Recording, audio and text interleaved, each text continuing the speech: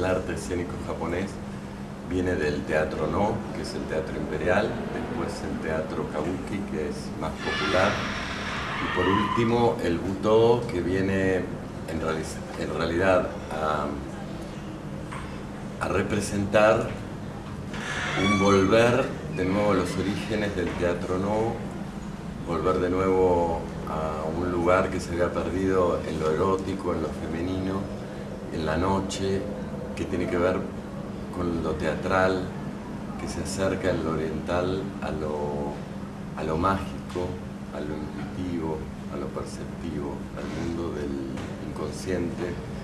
Y decir Butō al principio era decir la danza de las tinieblas, se llamaba o la danza de lo tenebroso, no por tinieblas porque era,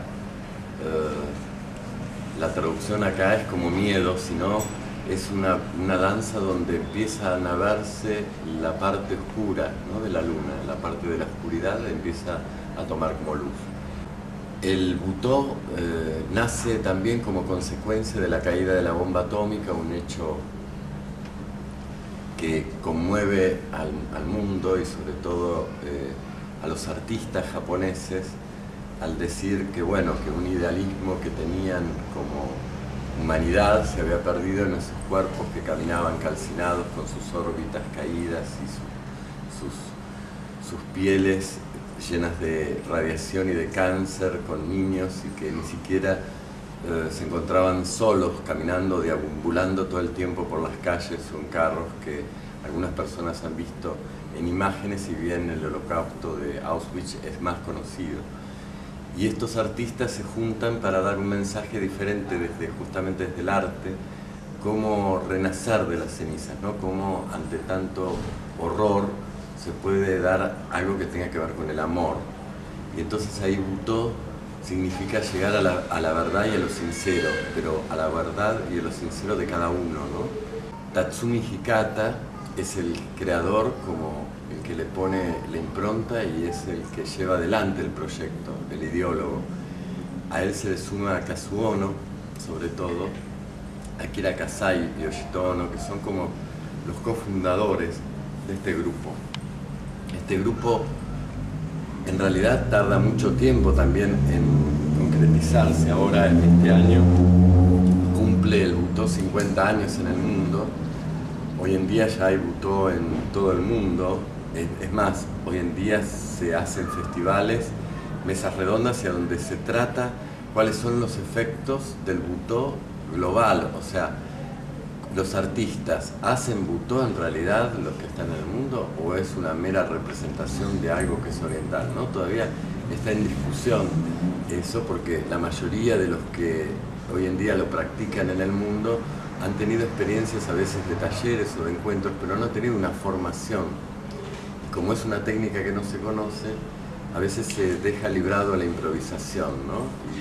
Y en eso creo que sí que hay una técnica que es muy rigurosa, que tiene que ver con un encuentro con uno mismo, que es el rigor más grande que hay. Y para eso hay que prepararse con un músculo que tiene que estar tonificado, al mismo tiempo un cuerpo que tiene que estar o sea, tiene que tener una elasticidad para expresar, no es duro, y también una resistencia para sostener este mundo oscuro, ¿no? Este mundo imaginario.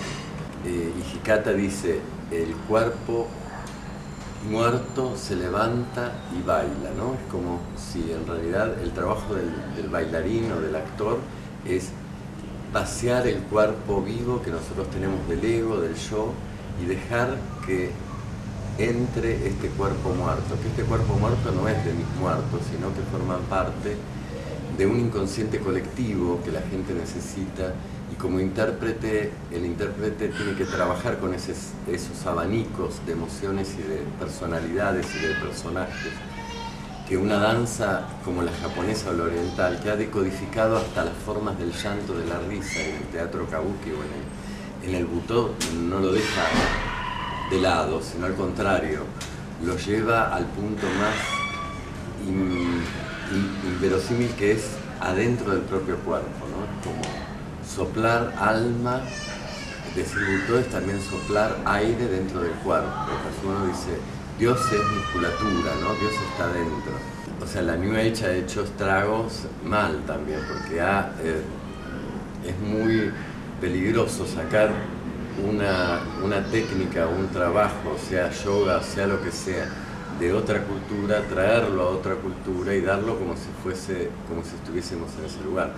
El oriental tiene un inconsciente diferente al occidental y es muy importante como cuidar eso, ¿no? Porque es muy peligroso trabajar.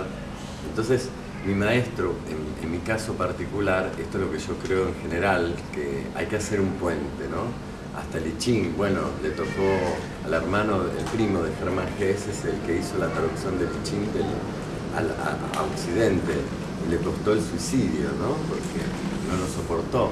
Entonces no es tan fácil llevar una cultura a otra y sin consecuencias. Hay que hacer todo un trabajo, creo, interior, previo y de reelaboración de eso. Y eso es lo que a mí me enseñaron más mis maestros en Oriente, ¿no? En Japón. Es por eso el tango, o sea, a mí no me gustaba el tango, pero dijo, apropiate a ver, bueno, cómo es el butó desde tu cultura, ¿no? Desde algo de tus raíces.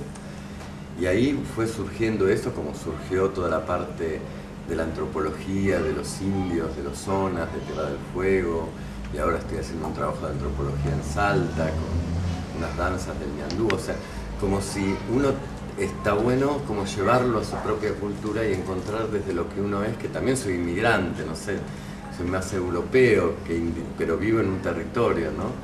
Y entendí de que eso es el trabajo que es difícil y que eso lleva una disciplina. Poder tomar de acá es como el puente, yo escribo en el libro que escribí sobre Kazuono, el puente de Monet, ¿no? Hay que crear entre Occidente un puente donde hay que pasar de un lado al otro.